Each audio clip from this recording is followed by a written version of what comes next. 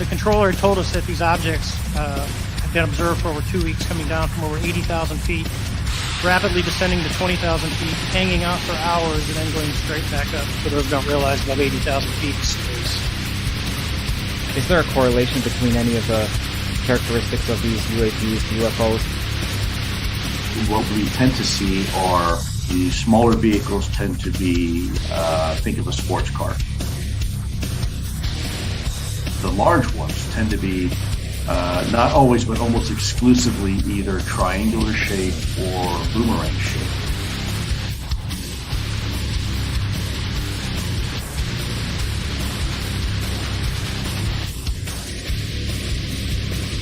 Werewolves? Conceited. Walking around like regular people. They don't see each other. They only see what they want to see. They don't know they're dead. The UFO, UAP community was fairly surprised. Shocked might be a better word. If you believe we have crashed craft, stated earlier, do we have the bodies of the pilots who piloted this craft? Biologics came from some of these recoveries. Were they, I guess, human or non-human biologics? Non-human.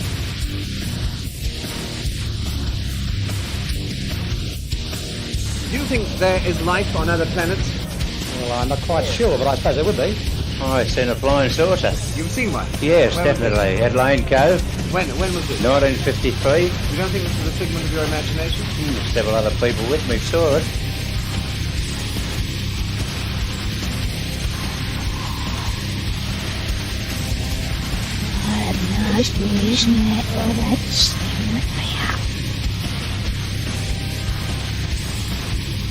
Power of Christ compels you! The power of Christ compels you!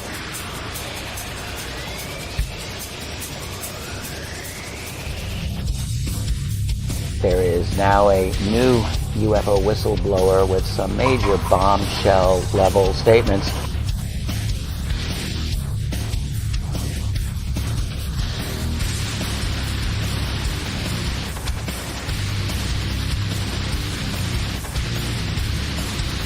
There is very compelling evidence that we may not be alone.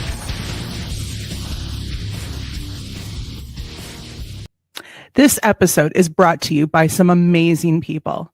Patrick O'Leary, Taman R., Gary T., Eddie Tab, Diane Boss, Mecca Mickey, T-Bone, Jeanette Angel, Kelly Lewis, Richard and Fern Harrison, Nathan from The Quantum Show, Sir Brian Bowden, Prepper 88 M Wife Patriot, Gwen Hunt, Jeff Up North, Cloudwalker, Mike Ozzie, Marvelous Marvin, Samantha Morris the Cat, Brian R., Carnundrum, Helen of Crystals and Joanne, Jay Grove, Woo Writers DG, Timoth Man, Periwinkle Pixie, Enzo C., Shelley Montgomery, Aaron's Energy 313, Multifaceted Jules, Eric Booth, and the Diz Loki. And a special thank you to all of our subscribers on YouTube, Spotify, and now over on Rumble. If you wish to support the podcast, you can hit that join button below to become an Eyes to That Sky member. Or if you want to join our Patreon or to provide other support, the links are below in the show description. But for now, on with the show.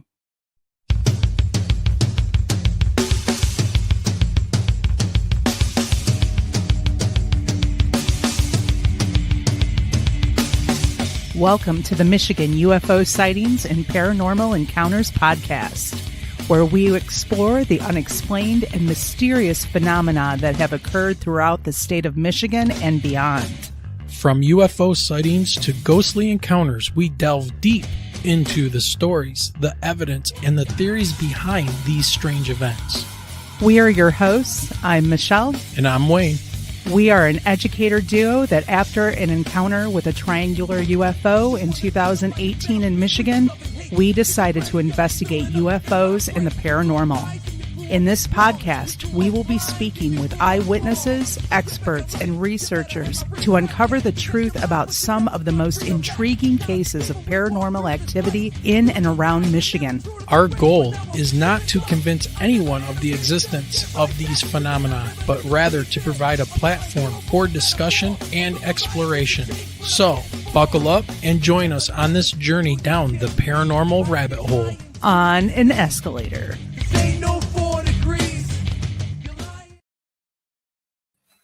All right. Hello, everybody, and welcome to an early edition, thanks to the Super Bowl. But it is Sunday, February 9th, 2025, and we are coming to you from deep within our bunker. Never mind the light from the windows. In the twilight, of the great Motor City, Detroit, Michigan. And we want to thank you for joining us on this very special episode as we get into the zone. But Michelle, some quick housekeeping. Nice play on words there. So remember, if you have a story that you would like to tell, or if you would like to email the show, please do so at mi.ufo.podcast@gmail.com. That's right. And also, if you want to make a donation to the podcast, you can do so with PayPal, Super Chats, buy us a coffee, check out our merchandise store. By the way, thanks T-Bone for buying that sticker and t-shirt. We appreciate it. And or you can join our Patreon. All those links can be found below. And also, as you noticed in the beginning of the show, and you will see at the end, if you become a YouTube member or a Patreon member, you get a shout out during the intro and in our credits listed at the end of the show as a thank you for our support. Michelle, you want this next one? I don't know. Do I want this next one? I don't know. Do you want to take it? Well, how about this? I'm going to skip ahead. So next week, February 16th, we are going to have our returning guest demonologist. Nathaniel Gillis is coming back with us. I'm sure we're going to end up talking about UFOs, aliens, demons, angels, and the paranormal. Ezekiel's wheel. Remember, don't forget to hit. No. Not hit. You got to smash that like button. Yep. Subscribe to the channel and share us out.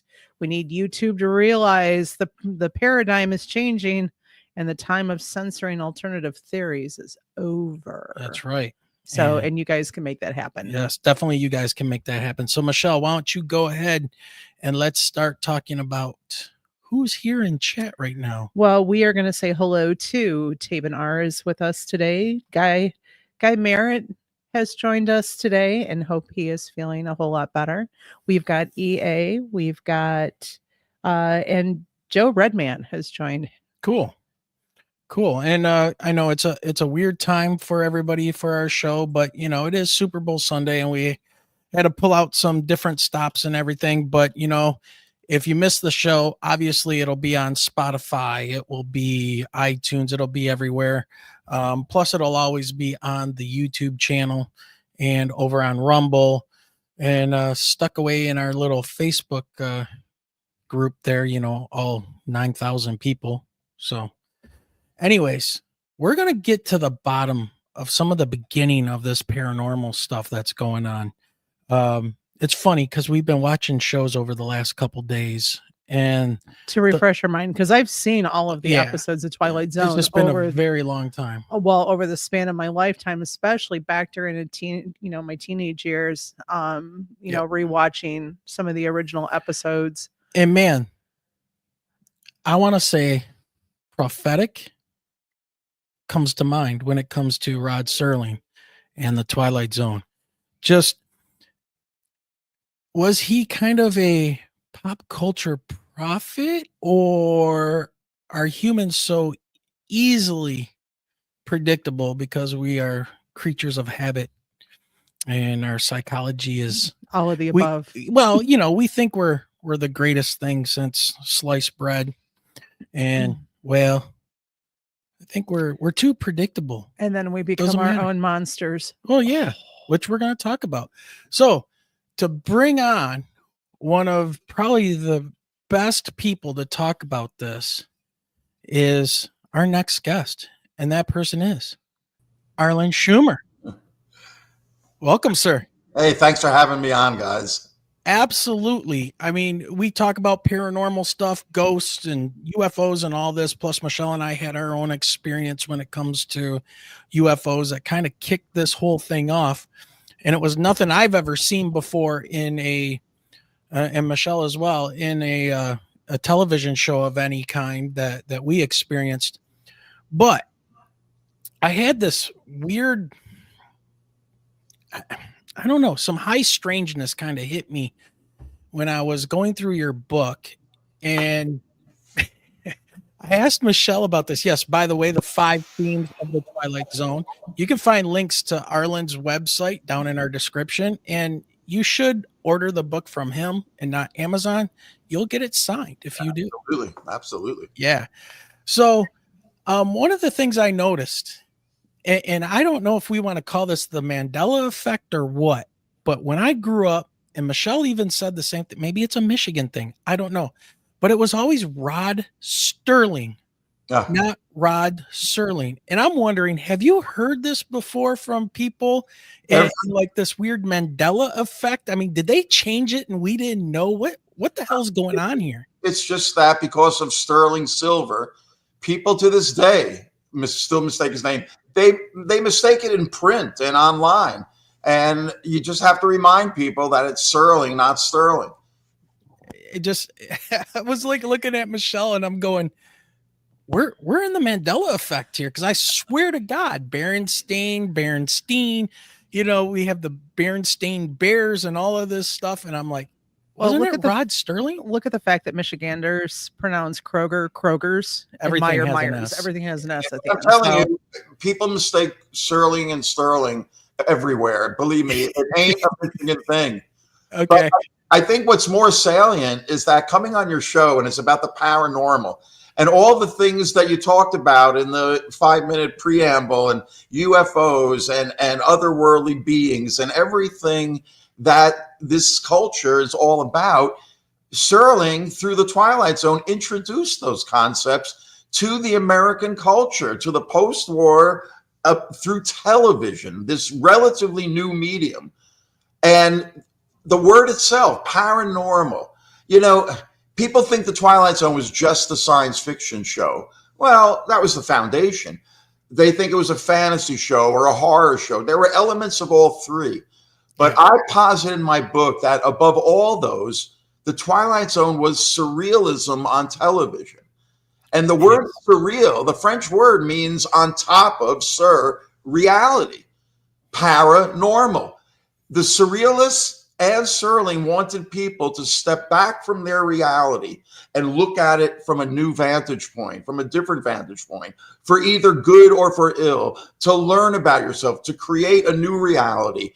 That's what these great episodes were about, and that's what Serling and company, the great science fiction writers, Richard Matheson, Charles Beaumont, George Clayton Johnson, their episodes were about all of the great topics, not just the paranormal and the surreal, but life and death, good and evil, God and man and woman, man and society.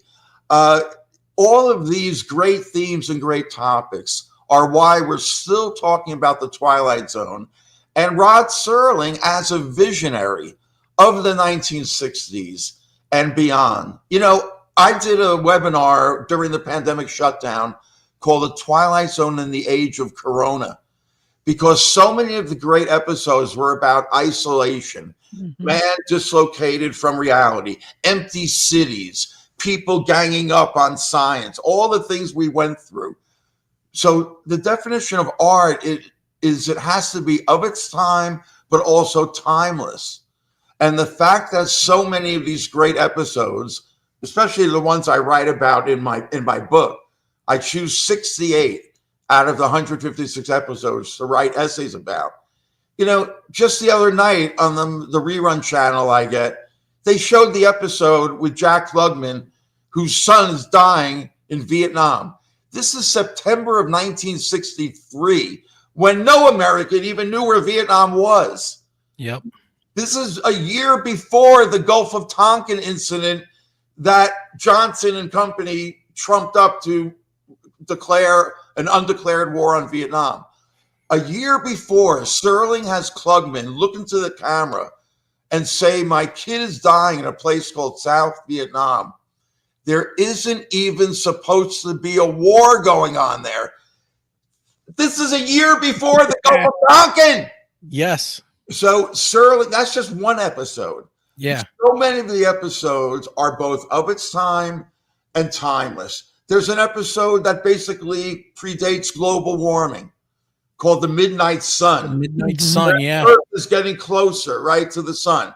And then in true Twilight Zone twist ending, it turns out we're moving away from the sun. Yeah, she's having a fever. Yeah. But, you know, the other thing, let's say, about that episode that makes it also visionary, the lead character is a single woman living in New York City, and she's an artist.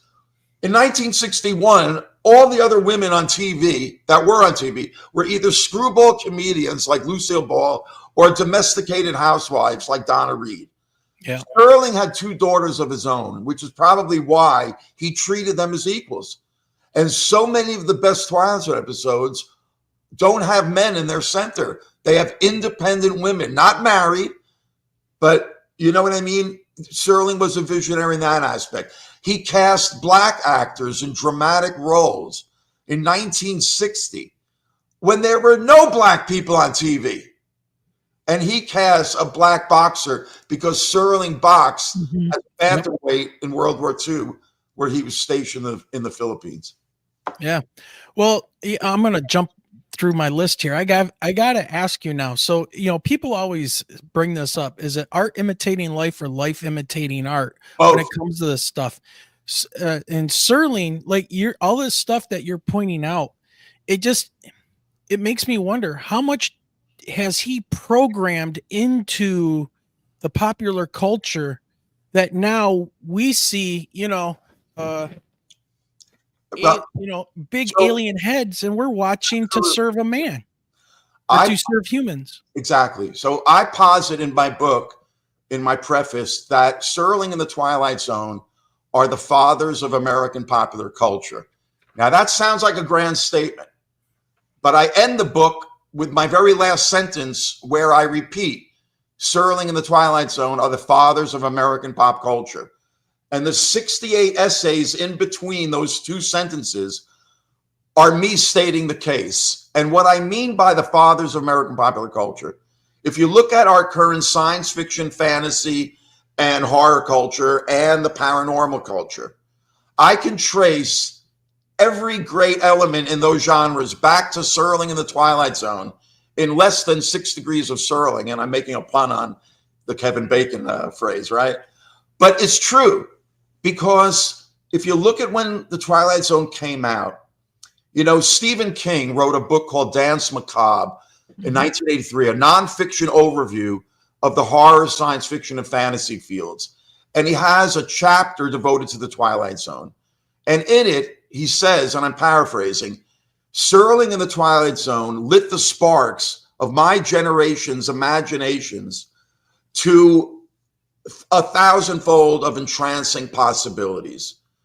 And what he means by that is Stephen King and his peers, Steven Spielberg, George Lucas, James Cameron, David Lynch, JJ, and their descendants, Chris Carter of the X-Files, Vince Gilligan, who worked on the X-Files and created Breaking Bad. When TV Guide interviewed him when the show ended, they said, Vince, people are calling Breaking Bad one of the greatest shows on television. How would you like your show to be remembered in the future? And Gilligan said, and again, I'm paraphrasing, if Breaking Bad can be talked about 50 years from now, like the way we talk about the Twilight Zone, you know, I'll be a happy boy. So you look at the influence that King was talking about. It lit the sparks of that generation's imaginations.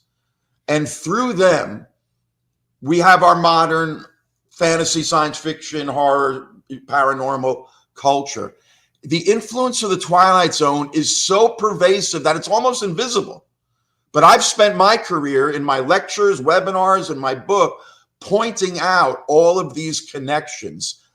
I posit the Twilight Zone as the middle ground between the surrealism that preceded it and things like film noir that preceded it, and our modern culture, modern art, photography.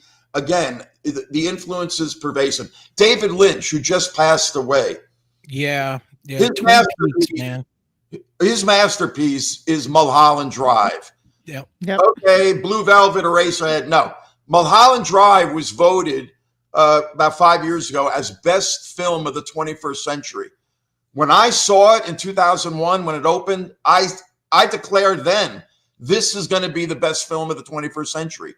Why was it so brilliant, among other things? If you know the film, 3/4 of the way when Lynch twists the reality of the movie, where the characters you were seeing are still in the movie, but they're completely different characters. There's a Twilight Zone episode called Shadow Play, written by the great Charles Beaumont. He wrote 2 episodes that are about the nature of dreams and reality. One of them is called Perchance to Dream from season 1. Mm-hmm. The other is Shadow Play with Dennis Weaver, great American actor, McCloud, and many other things. He plays a convicted murderer on death row who has a recurring nightmare that he gets electrocuted every night. And he's trying to tell everybody around him that everything is a dream he's having. Of course, they think he's nuts. Well, you get to finally the end of the movie and you realize he was right. It is a recurring dream. Every night, the people are the same, but they're in different roles. I believe, and I wish I could have interviewed David Lynch about this. When he talks about in interviews, when he got the inspiration to salvage Mulholland Drive, it was a failed television pilot. And he turned the footage into a 2-hour movie to salvage it. And how did he salvage it? It was the idea to twist reality. And he doesn't admit it that it's that Twilight Zone episode, but it absolutely was. Yeah. The same year Mulholland Drive came out, Cameron Crowe did the movie Vanilla Sky with Tom Cruise, which was also about the nature of dreams and reality. And if you remember how that movie begins, somehow Tom Cruise was able to get Times Square completely shut down and deserted. Only Tom Cruise could have done that, right? And the character Cruise is playing is alone, deserted in Times Square, which, by the way, already sounds like a Twilight Zone episode. Yeah. Up on the Jumbotron, what does Cameron Crowe have playing? A clip from Shadow Play with Dennis Weaver. So Crowe acknowledged that his movie and those themes about dreams and reality come right out of the Twilight Zone. Now, I'm not saying Serling invented, robots and science fiction. No. He adapted serious science fiction, which the rest of Hollywood and the entertainment thought science fiction was junk. Science fiction novels and short stories weren't considered great literature by the American literary establishment. That's why in the 50s, most science fiction were those ridiculous movies with the giant ants and things like that. Serling took science fiction seriously. The great Ray Bradbury stories and the great Richard Matheson stories that preceded the Twilight Zone. And what he did was he brought them to this relatively new medium of filmed television. Yes. Before that, he came out of the 50s when prestige TV was live television coming out of New York City. But when that died in the late 50s, it was too expensive and didn't get big enough ratings. Television shifted to Hollywood to film series. But to screenwriters like Paddy Chayefsky and Reginald Rose, who were Serling's peers in the 50s, they thought writing for television was déclassé. They wrote for the movies. Mm-hmm. But Serling loved television. That's where he made his bones. He won 3 Emmys in a row that gave him the creative clout to go out to LA to do the Twilight Zone. And because he was so respected as a writer, it was the first time a writer was in charge of a television show. What we call showrunners. Serling not only was the showrunner of the Twilight Zone, he owned it. The Twilight Zone was his concept. I call my book The 5 Themes of the Twilight Zone because I maintain that even the other writers, subconsciously or unconsciously, were writing to Serling's main themes, which I say in my book are science and superstition, suburban nightmares, a question of identity, obsolete man, and the time element. And within those 5 categories, I place essays of the greatest episodes of that theme. And in doing so, I'm making a case that these are the great, not all 156 episodes were equally great. Obviously, like any art form, not every painting Picasso made was great. And that goes for any artist. This is why musicians have outtakes and things that are in their vaults that they don't want people to hear because they're not the finished art. So I forgive the Twilight Zone for the more than half of its episodes that I consider dogs, a various level of dog, but churning out weekly television back in that time period, which was not recurring characters and sets.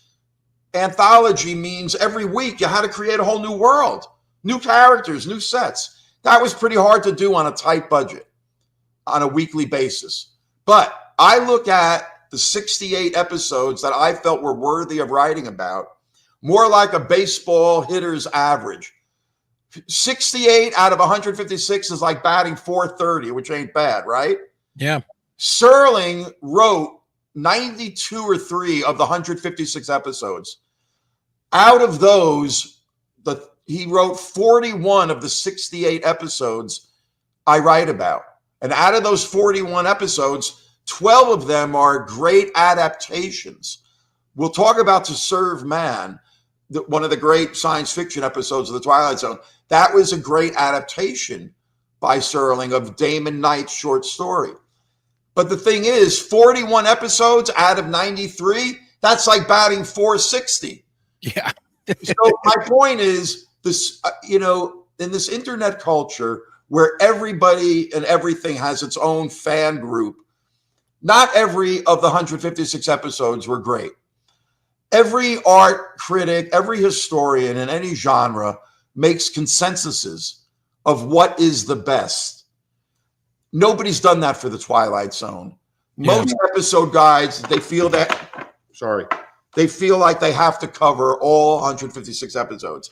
I don't do that. And by doing that, I'm basically throwing down the gauntlet that these are the great episodes. And you know what? If you believe an episode you love that's not in my book is worthy of inclusion, write your own essay, publish your own book. But in doing so, that's how you create a consensus in any art form. You bring up David Lynch, and I'm seeing this image that Michelle put up behind her for her background, and it makes me think of Black Lodge.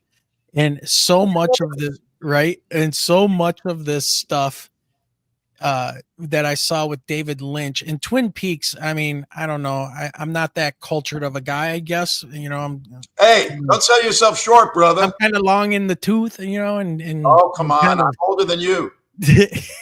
but I thought Twin Peaks was an absolute just master. What about Twin Peaks: The Return?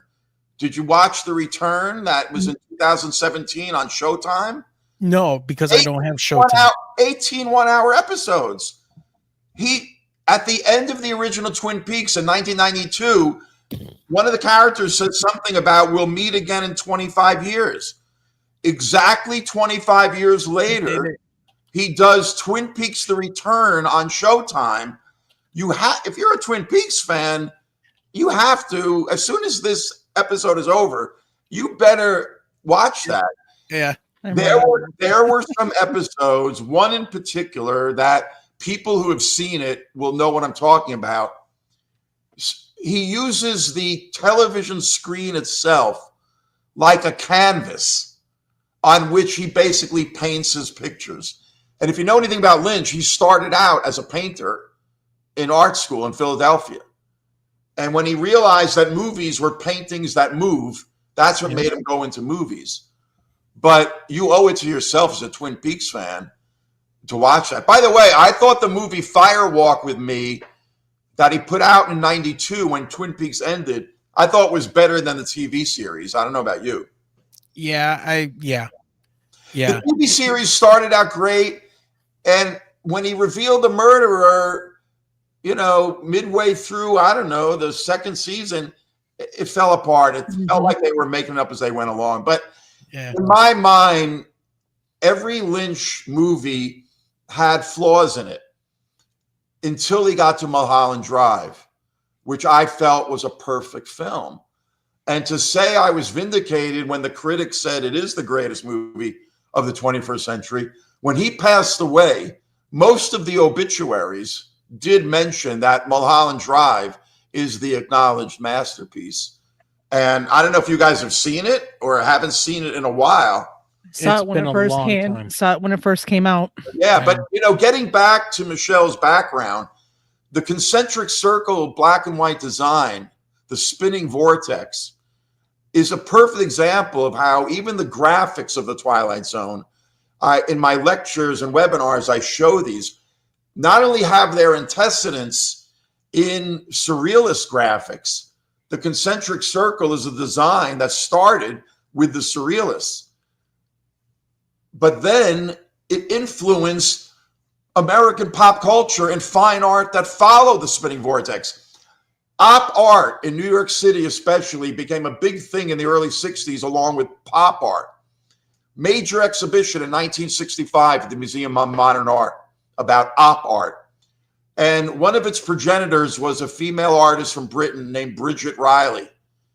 She did a concentric circle painting dated 1962, a year after the Twilight Zone spinning vortex debuted on television. Remember Irwin Allen's TV show, The Time Tunnel? Mm-hmm. The Time Tunnel was basically the Twilight Zone vortex. And we still see this design in advertising imagery, in videos.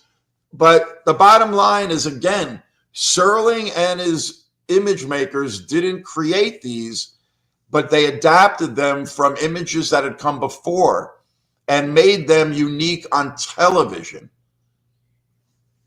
Yeah, because I remember as a kid when you would watch a TV show, and whenever was it Lou Abbott and Costello or any of these things, whenever they were gonna hypnotize somebody, that was what you saw. Right. Before Marcel Duchamp, the famous, Dadaist painter, amongst other things, he created a series called Roto Reliefs that were spinning discs of the black and white circles. And again, the image of black and white circles goes back to the Jewish Kabbalah. There are images in Jewish mysticism of concentric black and white circles that each represent, some psychological or mystical level. So again, these are very human elements. The eyeball, the window, these are images from surrealist paintings by, Magritte and others. I did a coffee table art book called Visions from the Twilight Zone in 1990 with Chronicle Books. This is before the internet, before the Sci-Fi Channel.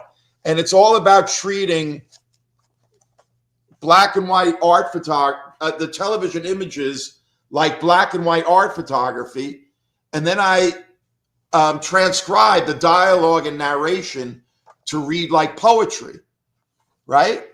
But when you take off the dust jacket, embossed on the black and white cloth cover is the first image I can recall seeing as a child, sitting in front of my black and white television. I must have been 4.5 years old.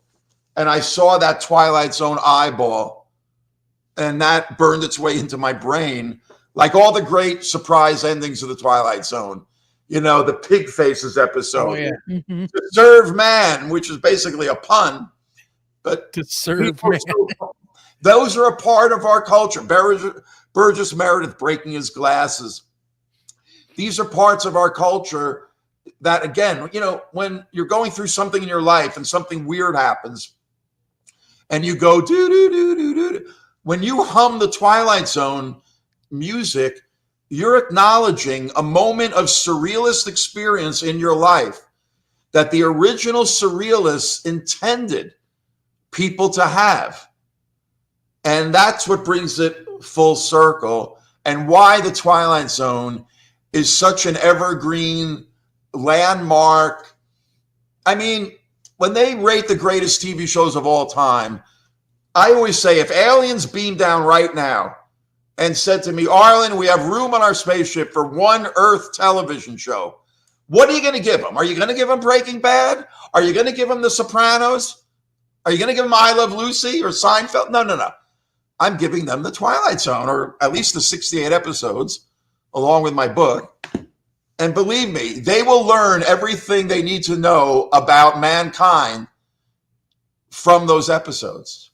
Yeah. What do you think? Now, this just popped in my head. What do you think would happen if we had the technology, but we didn't have Rod Serling doing the Twilight Zone? Where do you think we would be? Do you think still where we are today without Rod Serling? You know, he dies in 1975, very young, 50 years old, from all those cigarettes he smoked. Yeah, oh yeah. And if you think about 1975, that's just when Spielberg made Jaws. That's just when Stephen King is coming to the fore with Carrie. Serling didn't live long enough to see the impact that the Twilight Zone would have on that generation Stephen King talked about in his book years later. They are all Serling's metaphorical children who went on to be inspired by him to create our current culture. But the fact that there is a podcast on Michigan UFO paranormal encounters is like the Mississippi River's The Twilight Zone, and all the tributaries that have come off of it in the last 65 years since its debut in 1959 are testament to the impact of Serling and the Twilight Zone to kindle the sparks in all of our imaginations to talk about things like, you know, extraterrestrial encounters, etc. It all comes from the Twilight Zone seeding the culture. Serling and his writers, directors, and actors seeded the culture. And I'm telling you, it's all in my book within the essays that I write about. I point out all these tendrils and all of these tributaries during these essays. And I recommend people, you know, now that the Twilight Zone is streaming on Paramount Plus and Pluto TV, and I'm sure others, Amazon Prime, I recommend everybody watch the episode with your significant other, because these episodes' themes are for everybody, man, women, everybody. Watch the episodes in the order I write about them in my book, one at a time. Watch the episode first, form your own opinions, and then read my essay about that episode. If I've done my job, and I think I have, even the most ardent aficionado of the Twilight Zone, I think will think about something, learn about something, feel something about the episode that they've seen 1,000 times, just like I have, and just like you have, Michelle, and everybody has.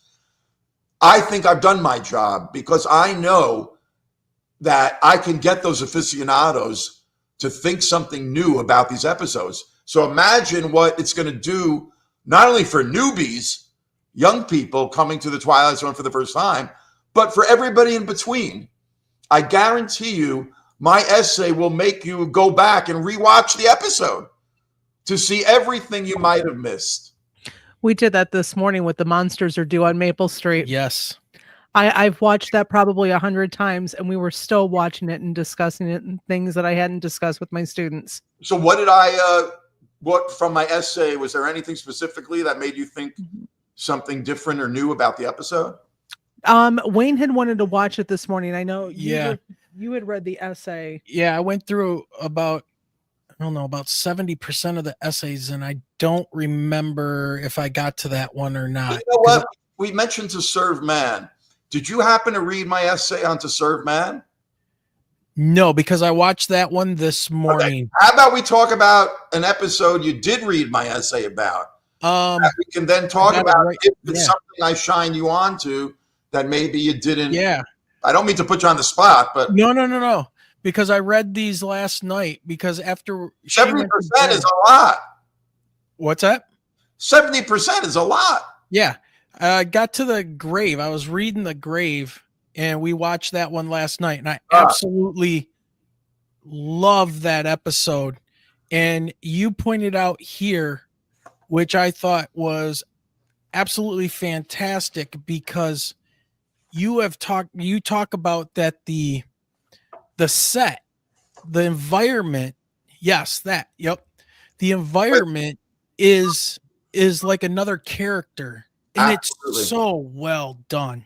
I mean, it makes you think. They were stylized. They were stage sets.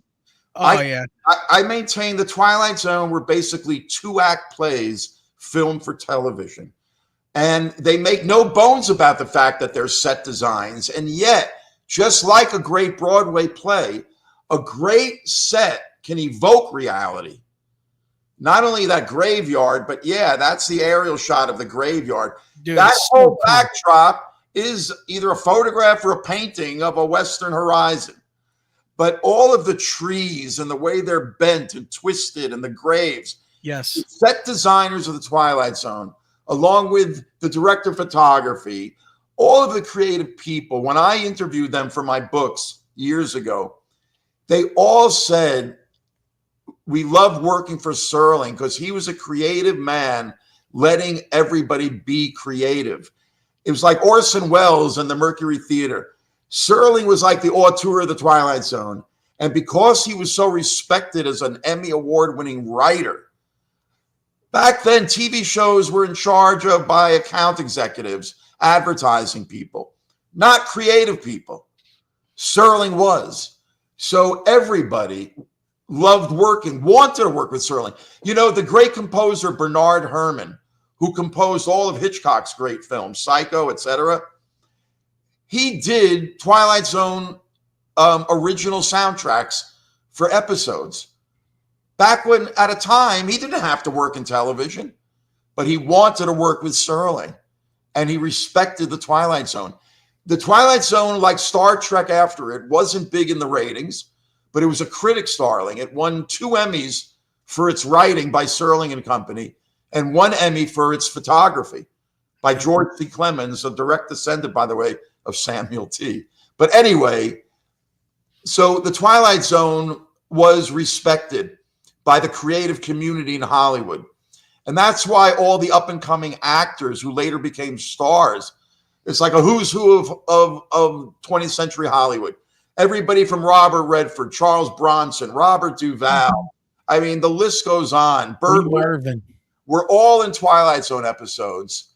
And the women actresses, Elizabeth Montgomery was in it, Anne Francis, so many great. Cloris Leachman was in It's a Good Life, where Billy Mooney sends the kids into the cornfield.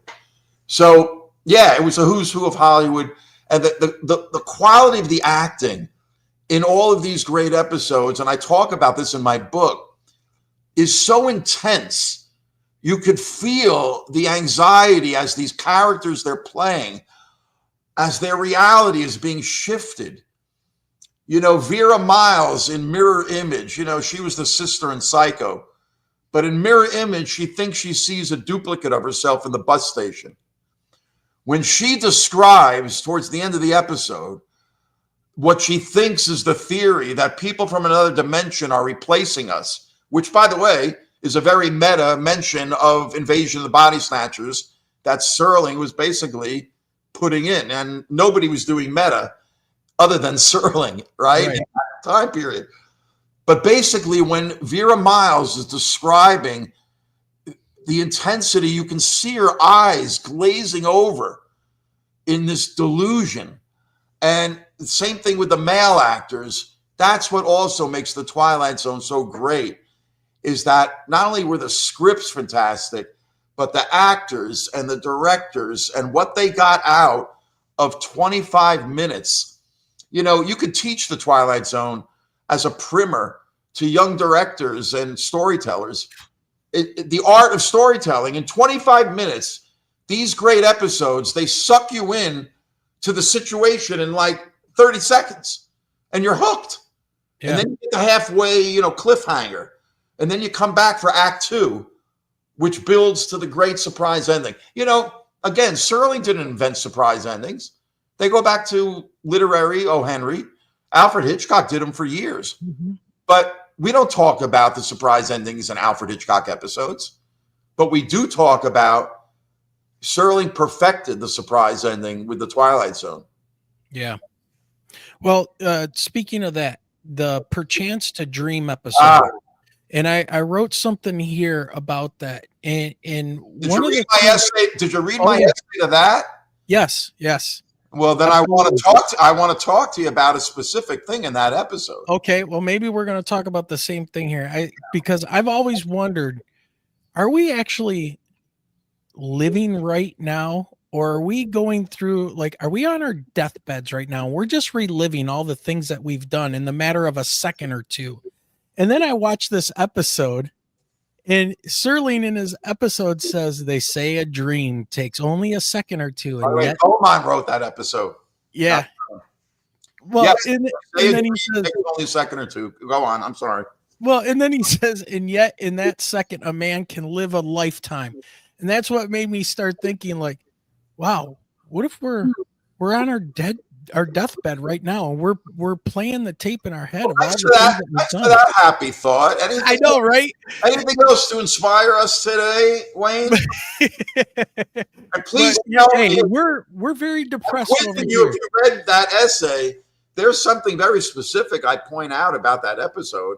Yeah, so I'm wondering, what about the Matrix? Well, again, all these movies, and in my lectures and webinars, I talk about the Twilight Zone's influence on movies and television shows that came after. And this whole idea that we are in this manipulated reality, again, goes back to shadow play. It goes back to an episode called 5 Characters in Search of an Exit, which, remember, they turn out to be dolls. Hello. Oh, yeah. Story. But basically, that's the plot. But that's not what that episode's about. We're 3 billion characters in search of an exit. We're all trapped in our circular conundrums trying to get out. That's what life is about. And in 25 minutes, that episode, again, an adaptation by Serling of somebody else's story, is about all these different theories and philosophies about what we're supposed to be doing in life. And this is in 25 minutes. On a TV show that aired in 1961, when every other TV show was a Western or a comedy. These episodes must have been like alien transmissions beamed down to Earth compared to the surrounding culture. And when you watch 5 Characters in Search of an Exit, which is in my top 5, and I usually show that to newbies, especially young people, because to me, that episode, it's graphic, it's simple. They're trapped in a circular white conundrum. And how they get out or don't get out is, of course, fascinating. And, to people coming to the Twilight Zone for the first time, I think it's a perfect episode to introduce to them how much you can discuss in 25 minutes. Yeah.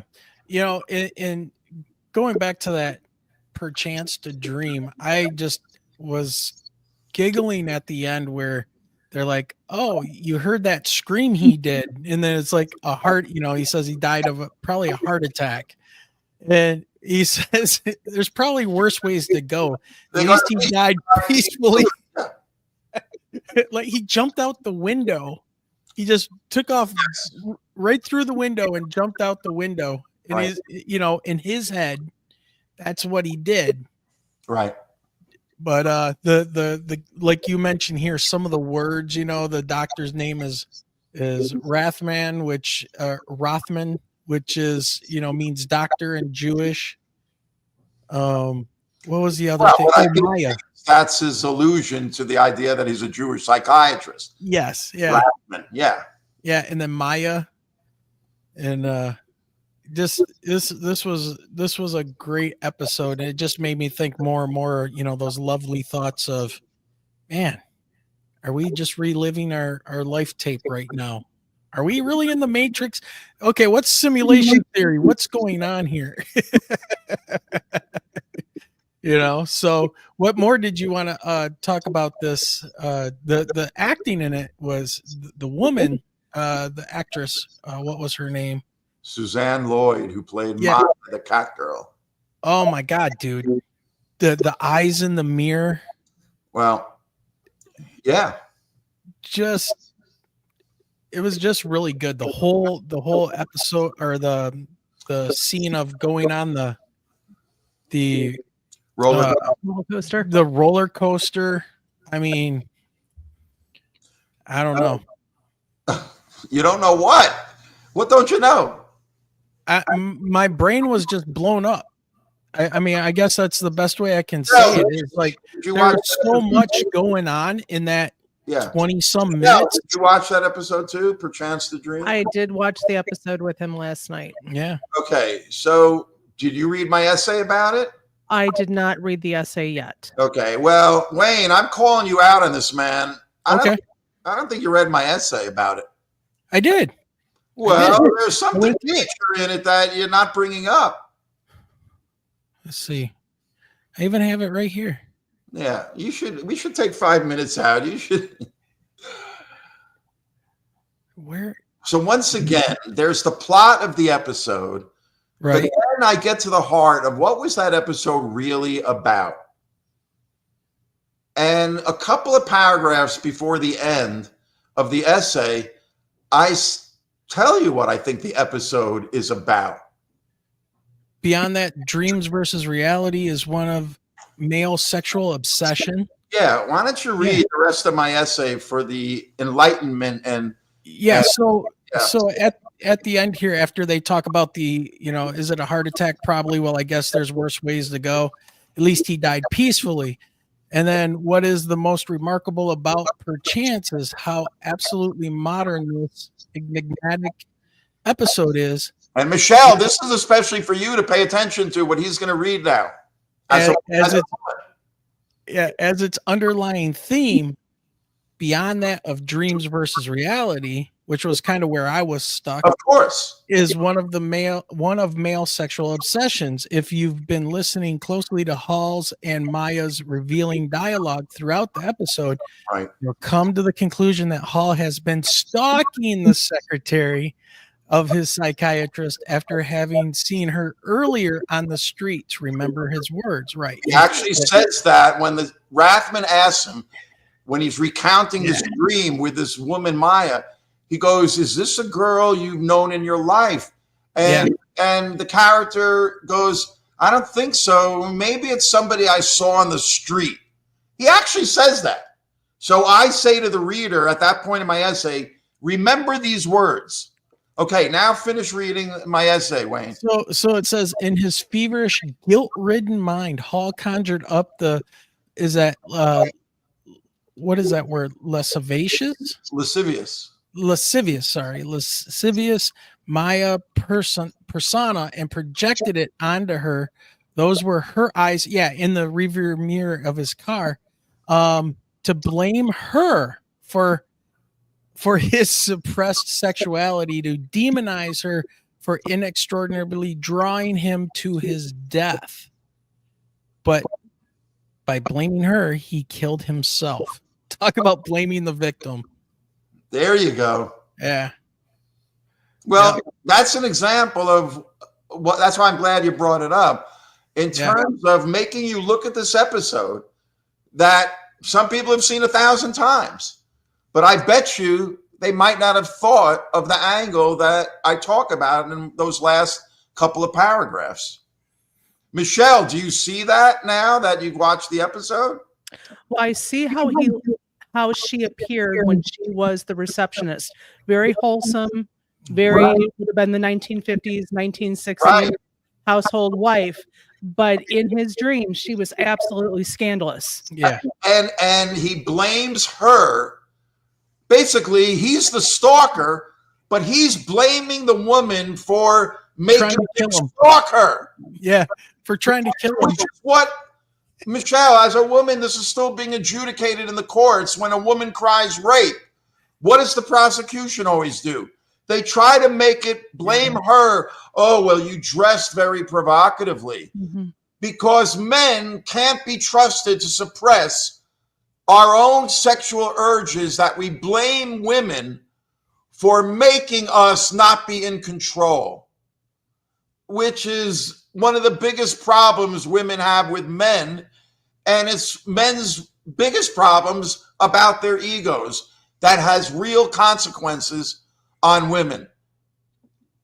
I mean, I know I've never done it to a woman, but plenty of men have. And for that episode to air in 1959 and have this subtextual message that this man was stalking this woman and in his own mind blamed her for his sexual obsession. Do you think that he was necessarily stalking her, though, or it was just perchance because he would see her when he would go to therapy? An appointment to see that psychiatrist because he stalked her and realized she worked for the psychiatrist. So he made an appointment to go see her. I'm not making this up, you know. We've been waiting for you, Mr. Hall. Exactly. Yeah. And she repeats that line as Maya when they're in the tunnel of love. Yep. All of a sudden, Maya goes, "We've been expecting you, Mr. Hall." Again, when you watch the episode again after reading my essay, I guarantee you will watch it differently. And what is the tunnel of love? I call it a labial metaphor. Labial? Yeah. Yeah, absolutely. Whoa, you know, train going into the tunnel. Come on. Yeah, it's pretty blatant when you start after you've read this, you know, because I read this last night after we watched this, and I read it last night. Yeah, but you obviously missed the last 3 paragraphs. No, I did, but you know, I don't know. How many times did I prompt you to say there was something more important about that episode, and you didn't come up with it? Well, you know, I don't. Wayne, I'm like a teacher. I'm grading you. And I'm taking little demerits because you claim you read the essay, but you didn't glean the most important part of it. Well, maybe I was going too fast, or I'm just kind of jaded in some of this stuff. There's no excuses. You know, I worked for a great comic book artist when I came out of art school. He was one of the gods of comic book art named Neil Adams, who recently passed away a couple of years ago. But in the late 60s and early 70s, he was one of the gods of comic book art. And I got to work for him, one of my childhood idols. And his level of drawing and realism was on a bar nobody could touch.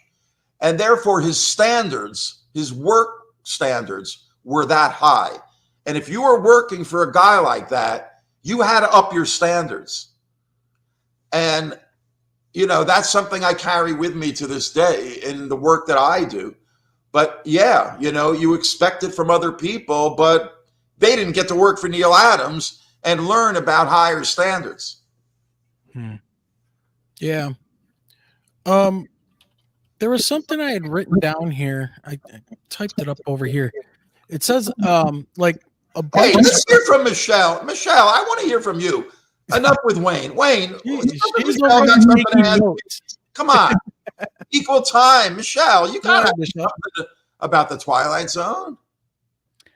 Which one? Because I will be personally honest, I have not read any of your essays yet. Anything you want to talk about. What are your thoughts about the invaders? I'll take you back to the first episode that I ever watched. I was 10 years old and it scared the mess out of me. With the great Agnes Moorehead, who would later play Endora on Bewitched. And Agnes Moorehead who would also do the voice for Mrs. Stevenson with Sorry Wrong Number by Lucille Fletcher. Okay. Also, she was the mother of Citizen Kane. Yep. If you remember the beginning. Rose. You know, when I write about that episode, and I mention that when I interviewed the director of the episode, Douglas Hayes, who also directed the Pig Face Eye, the Beholders episodes, and some of the other great Twilight Zone episodes. I mentioned him, I said, you know, Agnes Moorehead, she barely has any dialogue. She grunts, she groans, but she's almost like a mime. In her performance, I use the word mimetic.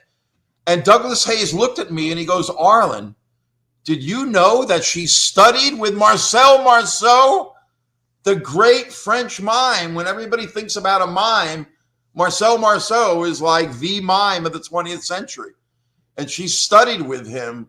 I don't know whether it was specifically for this role, but that's one of the things I talk about in the essay. It's one of the great episodes also for that reason. There is no clear dialogue or narration until the very end of the episode, when the little invaders that you think are aliens are actually humans. Classic perspective change.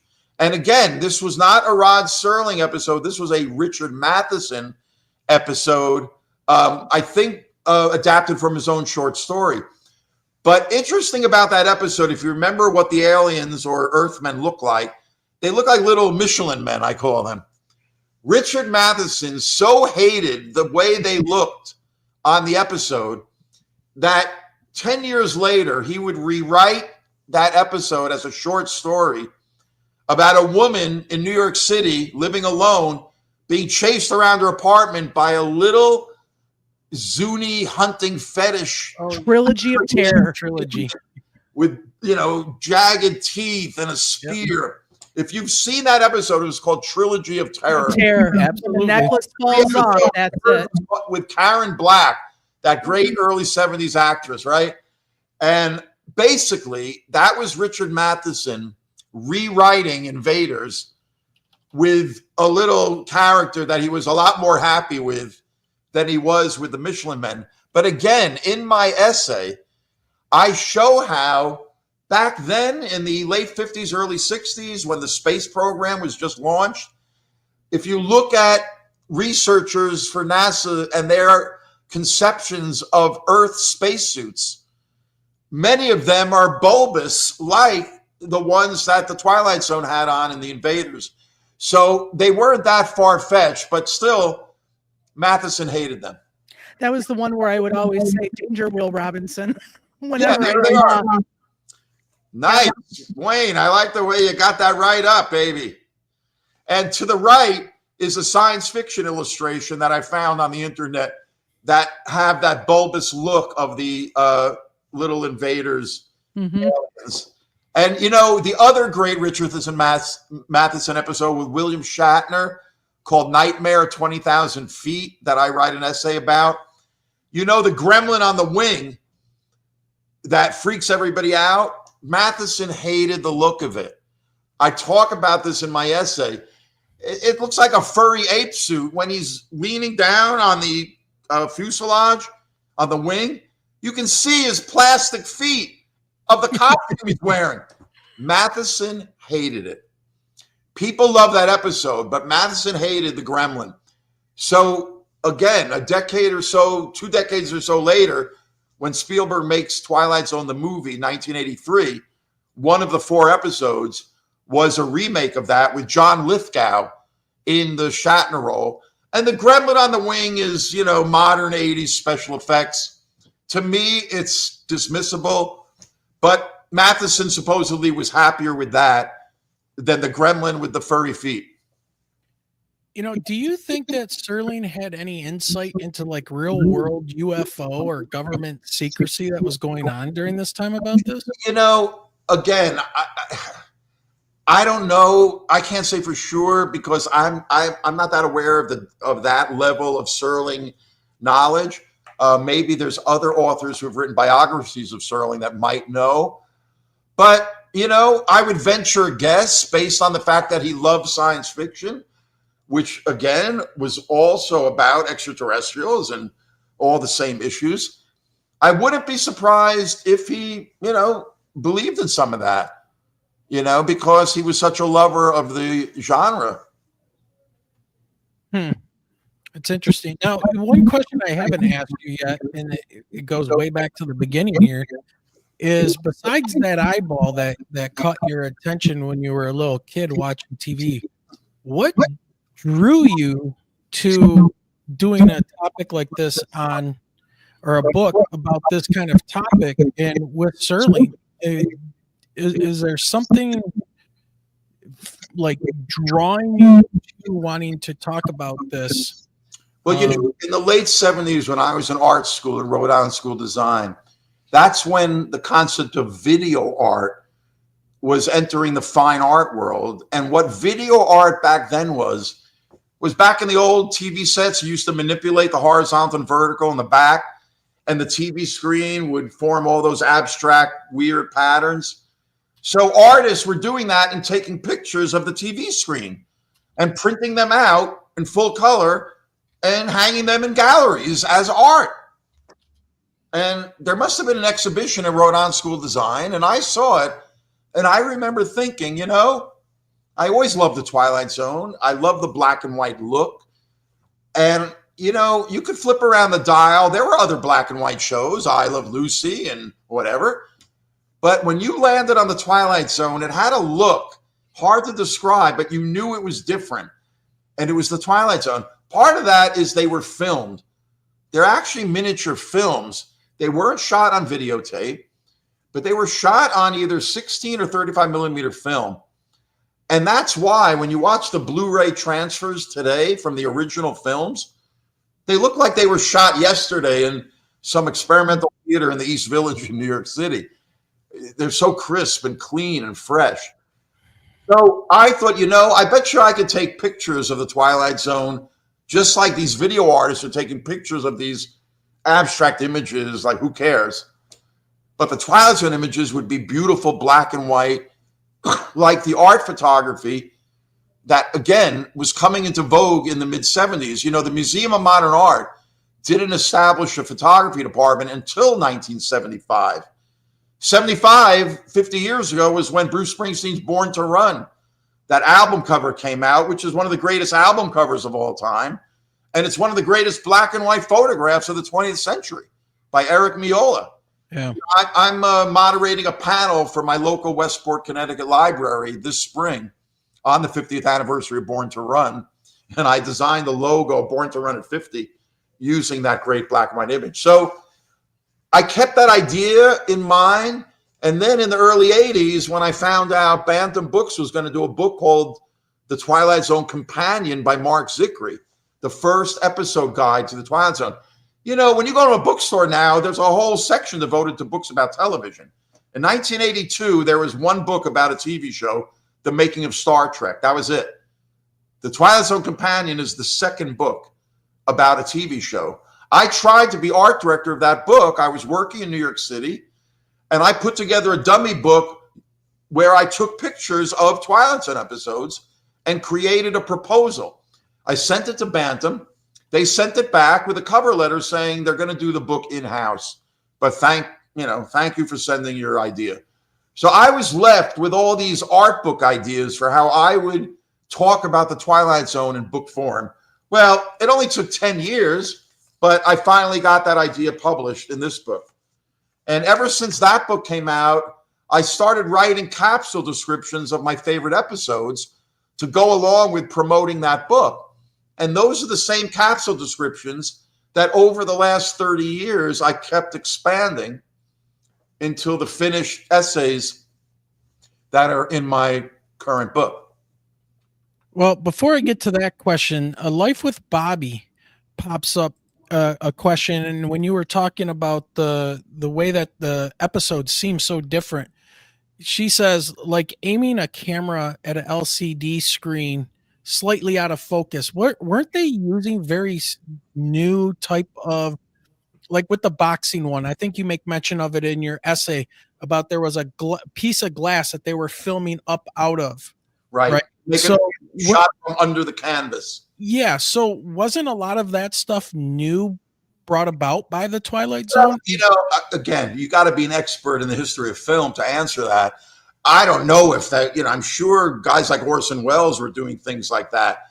But again, for television, you had a modest income. There were 2 boxing episodes that both have, if you look at Raging Bull by Scorsese, the way he filmed the boxing scenes, very stylized. He doesn't film necessarily on location in a real arena. I think a lot of those setups are on sets, and you're made to feel like there's an audience there by the way he crops. And I point that out, that if you watch these 2 Twilight Zone boxing episodes, they're shot in black and white. They're very closely cropped, and less is more. They can somehow indicate a whole arena without shooting in a real arena. And that is just part and parcel of what makes the Twilight Zone so fresh visually when you watch these episodes, is that they're using classic techniques of editing and camera setups to evoke more than what's actually there. And that's very stylized, and it works beautifully on television. I think Lynch did that same kind of work. So, yeah. And this is what I'm saying about the influence of the Twilight Zone. You know, good luck finding any other commentator that's compared those boxing episodes to Raging Bull. I would venture that I'm the only one that's pointed that out. Yeah. What about this question? I know you're not doing a biography of Serling, but do you know if he hung out with like Crowley or Jack Parsons? Knew any of these guys? Again, I don't know that. I don't know if anybody knows that, but yeah, he did know Ray Bradbury. And he went to Bradbury when he started the Twilight Zone and said, Ray, you are familiar with all these great science fiction writers who are mostly based in Southern California. Can you recommend some that I could hire to write for the Twilight Zone? And it was Bradbury that suggested Matheson and Beaumont, probably among others. Now, if you know anything about that coterie of science fiction writers that all were based in Southern California, you know, I'm sure there are historians of those guys that will tell you if they were into everything that you mentioned, and I bet you they were. They were science fiction writers. Yeah. Wouldn't they have been aware of all that stuff before the rest of the populace in America was aware of that? Again, I'm not an expert in science fiction to that level. Well, let's talk about you for a minute. So, because here's the thing. I've heard this from a lot of people, and this is kind of a question. When they start diving deep into supernatural and paranormal topics and things like that, then they start to attract some high strangeness into their life. It almost like it calls in weird things to start happening. Have you ever experienced any kind of strange synchronicities or unexplained phenomena while working on this Twilight Zone book, besides just normal people? Bring that up because I've got the perfect story. Okay.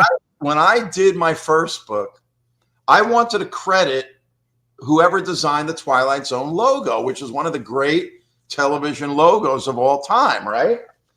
When I was in LA, I got to interview the original producer, Buck Houghton. Nobody seemed to know. I talked to people who were involved in Hollywood who were shooting titles. Nobody knew who designed the logo of the Twilight Zone. So when my book came out in 1990, I couldn't credit the logo. So in 1992, I moved out of New York City to where I live now in Westport, Connecticut. And I knew Serling had lived here in the mid-50s when he was commuting into New York City to work on those live television plays that won him the Emmys, again, that got him out to LA to do the Twilight Zone. So I went to the Westport Library, very prestigious, state-of-the-art library, with a copy of my hardcover book to donate it to the library in case they didn't have it, given that Serling had lived here. So I go up to the middle-aged receptionist, a woman, and I pull the book out and I go into my spiel, and she looks up at the book cover and she goes, you know, my husband designed that logo. Okay. Mic drop. My jaw dropped. Cue the Twilight Zone music. Are you kidding me? Okay, you ready for this? She's married to a guy named Joe Messerly. They live in Fairfield, the next town over from Westport. I go to meet Joe Messerly. he's a guy in his mid-60s. Remember, this is 1992. He's in his mid-60s. He looks like a Southern rockabilly guy, still with his pompadour, skin-tight jeans, and leather snakeskin boots. Back to Detroit muscle. They're doing the E Street Shuffle. Okay. He was a gentleman, soft-spoken. He told me the story. I said, Joe, you designed the Twilight Zone logo. How? He goes, Arlen, I grew up in Texas, and in the late 50s, there was no work for a young graphic designer. I go out to LA, and I end up getting a job in the CBS art department. And one day in 1959, I get the job order, come up with a logo for the Twilight Zone. In 1992, he was a kind of semi-retired cartoonist doing like funny animal illustrations for licensing. And he almost didn't even realize what an icon the Twilight Zone had become. So that's one Twilight Zone story. And I'll tell you another just related one. You know the famous music? Do-do-do-do, right? Oh, yeah. Yeah. So the very first theme of the Twilight Zone in the first season, 1959 to 60, Bernard Herrmann, who I mentioned before, does the Twilight Zone theme. It's not the do-do-do-do theme. It's more of a somber Bernard Herrmann theme. But going into the second season of the show, I guess maybe he wanted more money. They didn't want to pay his light, whatever it was. They needed a new theme ASAP. The Twilight Zone producer, Buck Houghton, was in Europe at the time, and they needed a theme right away. So he puts out a call to European composers to come up with a theme for his show, The Twilight Zone. And a 26-year-old French composer named Marius Constant comes up with the do-do-do-do theme, and he wins, and they pay him $200. He stays in Europe, in France, for the next 25 years. In 1985, he comes to New York City to work on a play by the opera impresario Peter Sellers, not the actor, the other Peter Sellers. And he's having dinner with the young cast members after opening night. And they asked him what other shows or what other music had he composed that they, a young American troupe, would know about. So Constant is thinking, what would this American audience say? He goes, 25 years ago, I composed the theme for this show. Maybe you've heard of it. It's called The Twilight Zone. According to Constant, the young cast members reacted as if he had written Beethoven's Ninth. So the logo and the music, two icons, basically have similar stories. What do you think Serling, if he was alive today, would make of the whole UFO disclosure movement? He was a military guy. Obviously, we talked about him being, a doctor. So listen, the phrase "the Twilight Zone," as much as historians can figure out, is when an airplane is coming in to land on an aircraft carrier, and you get to that point in your descent where your equilibrium, you don't know whether you're up or down or north or whatever it is. They call that brief period before you regain your equilibrium the Twilight Zone. Serling, being a paratrooper, must have heard that. And maybe that's how he came up with the Twilight Zone. I don't think he ever revealed where he came up with the name. That's pretty much what it comes from. But, okay, so what do you think he would think of all of this UFO people, all their stories and things? Well, given his, already deep interest in science fiction and fantasy, I would imagine he would be open-minded to it. And, but I think also, he wrote episodes about aliens coming. There's an episode, again, not in my book. And, even these lesser episodes have something in them. It could be a line of dialogue or an actor's performance. In the episode The Gift, it's about an alien that comes to Mexico, of all places, and wants to give a gift of his technology to Earthmen. But of course, they're afraid of him. They think he's a dangerous alien, and they shoot him dead. And the gift he was going to give gets burned up in a fire. And Serling has the characters say, God sent his own son to Earth 2,000 years ago, and look at what they did to him. And I'm paraphrasing. Yeah. Now, Serling, nice Jewish boy, born on Christmas Day, but his wife was Unitarian, which goes back to the 16th century. They believe in God, but not in the Trinity. They don't believe in Jesus' divinity. But they're a very open-minded branch of Christianity that accepts a lot of different ideas, and they're not dogmatic. And Serling was attracted to that because Judaism has a very strong, liberal, open-minded streak, especially to internal debate and discussion. It's not dogmatic. And Serling was attracted to that. So he writes basically a little bit of Christology into this episode, The Gift. So Serling obviously had sympathies that leaned towards alien encounters, paranormal activity. Again, listening to your introduction, all of the topics you mentioned, I could connect to Twilight Zone episodes. Yeah. Hey, well, I think you nailed it when you said he seeded the where we are now with everything and putting that into the consciousness of to people. The point where people don't even, like I said, the influence of Twilight Zone is so pervasive as to be almost invisible. But not to people like me, because I love pointing out and making them visible. And giving Serling the credit. And again, if you read my book, tell me if you agree that it is the father of American popular culture. Have I made my case with my essays? That's up to the reader to decide. Right. And speaking of that, as we get ready to wrap it up here, because we're going on an hour and a half, do you want to tell people? I thought we just skimmed the tip of the iceberg. Well, no, I'm watching the timer. So do you want to tell people about where to find your book? And they can go right to my website, arlenschumer.com, and there's a dedicated subpage where you can order the book, pay through PayPal, and I'll sign it for you and ship it out. So that's the best way. And make sure you just spell my name right. There you go. Arlen Schumer, all one word.com. Yep. And what do you got? And my whole life is up there. There's other Twilight Zone pages that show you all my other works over the years that you'll enjoy if you're a Twilight Zone fan. And my speakers engagement page is linked to my Vimeo channel, which has videos of so many Twilight Zone webinars I've done. Twilight Zone in the Age of Corona, Twilight Zone and its relation to comic books, because I'm also a comic book historian. At Twilight Zone and film noir, I posit that some of the greatest episodes are like film noir on television. And those are all on my Vimeo channel, linked from my website speaker engagements page. Okay. All right. Well, Arlen, I'm going to tell you, it's been great on this Super Bowl Sunday. Great conversation. We've had our own Super Twilight Zone Bowl. Yeah.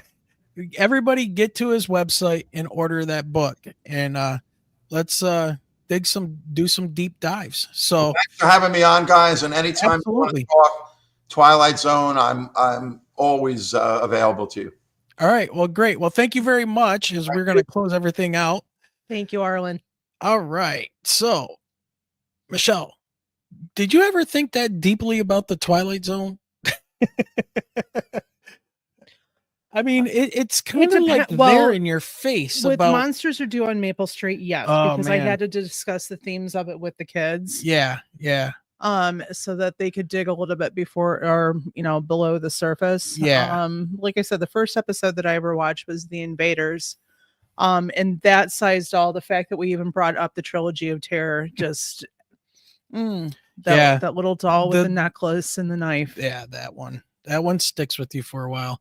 Or the ventriloquist dummy type of thing, right? I always hated anything things. involving dolls, but I'm also one of those that dolls didn't bother me, neither did clowns until the movie Poltergeist and that stupid clown doll. See, I've always hated clowns and kangaroos. Well, dolls, I mean, I used to collect porcelain dolls. I used to have them hanging on my bedroom wall. They never bothered me, like whether or not they were coming to life in the middle of the night.